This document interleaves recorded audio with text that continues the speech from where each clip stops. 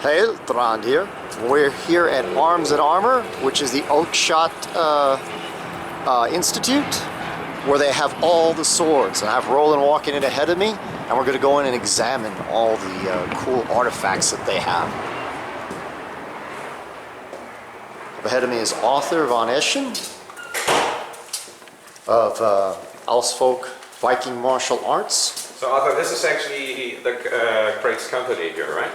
Where they are making their... Yeah, he works here, so he is responsible for the production process. Okay. And the weapons of the Oakeshott collection, where do they keep those? Well, I believe they would all be here. So Oh, I see. I see.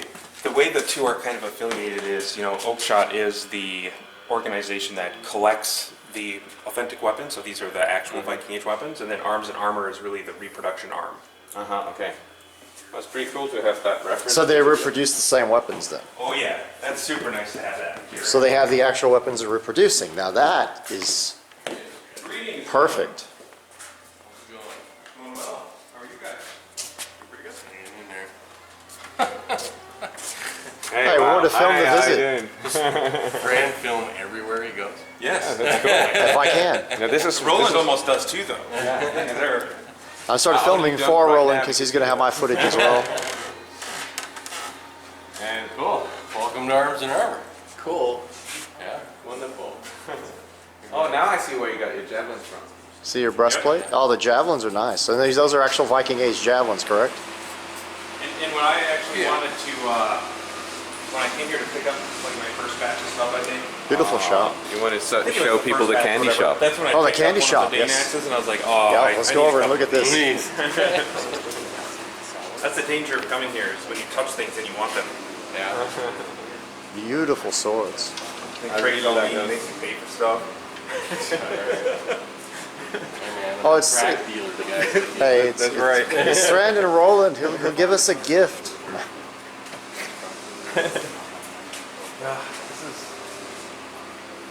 Like, see, this would be the nice thing about when I make something and I sell it right away. If I had like a bunch of stuff, I don't think I could actually work. I would come out and want to just play with all my stuff. The javelins like they use over at Crazy. Ausfolk.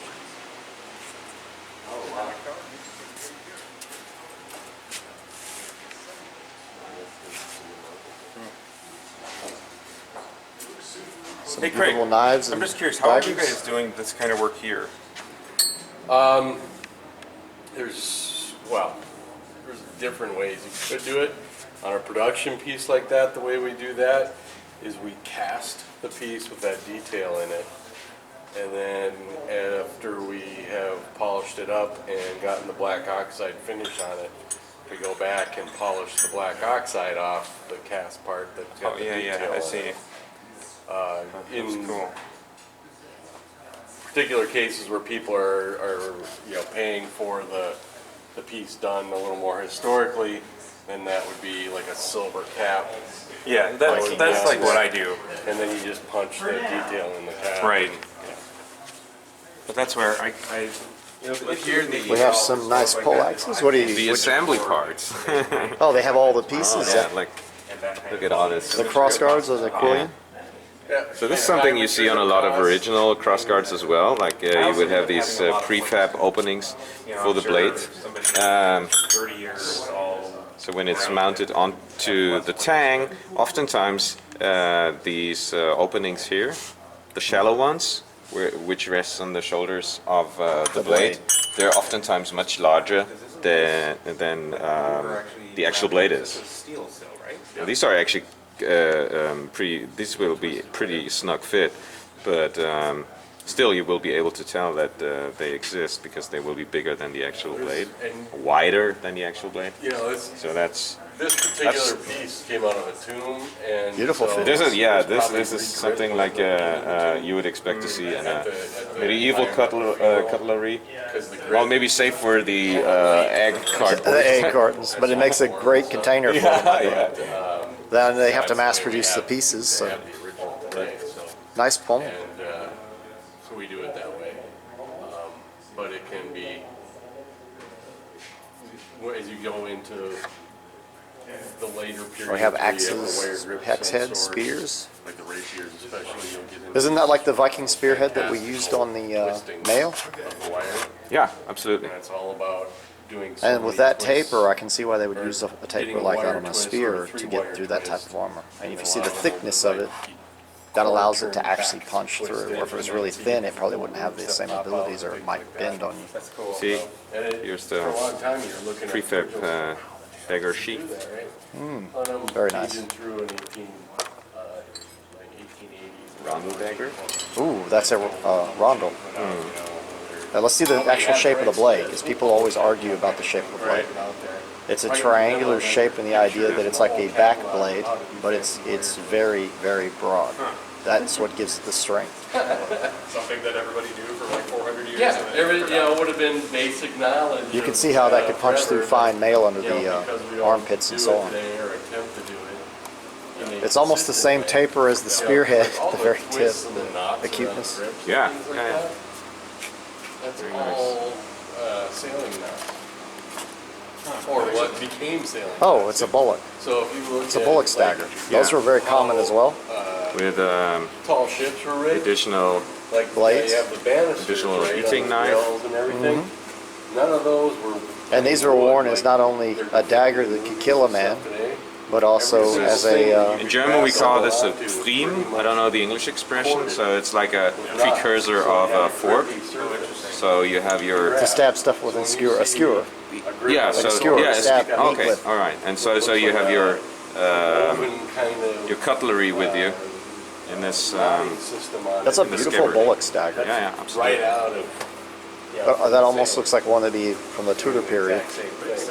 I don't know. It could be earlier. Yeah, could be. They were very but common. you might be right. It's definitely no earlier than the 15th century. Could be. And it definitely looks phallic with the name bullocks. They also called it a kidney dagger when they thought That's that more was too PC. correct, or a dudgeon, which was for boxwood.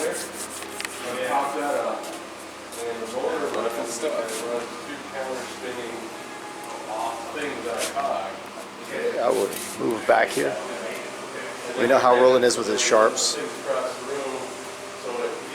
A nice feel to it.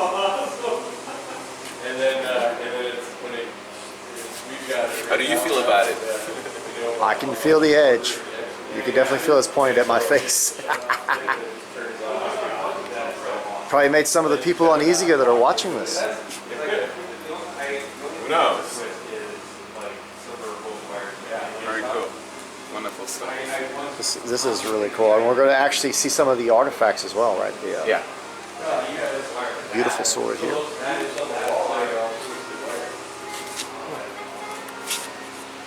Roland found something else interesting. That's a wonderful knife. that And just a is. simple knife, but I this would looks carry wonderful. that. Wow. Nice broad back. And it's got a nice blade geometry. That'd be a very sharp blade. You could use that for skinning. Actually, I really like the detail on it, like the faceted handle. And it's almost a single bevel, isn't it? Or is it? Yeah. A little bit of a double bevel, not quite. That's nice. Very, very acute edge. And the javelins, I still enjoyed throwing them. Yeah, I really love those. They're really good. I was going to try to get a little bit more of the action with those, but we were too busy with your instructions. And Well, next time there'll be a next time. I actually trained with Roland.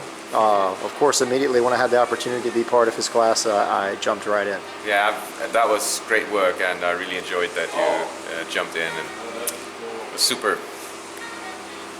I think we'll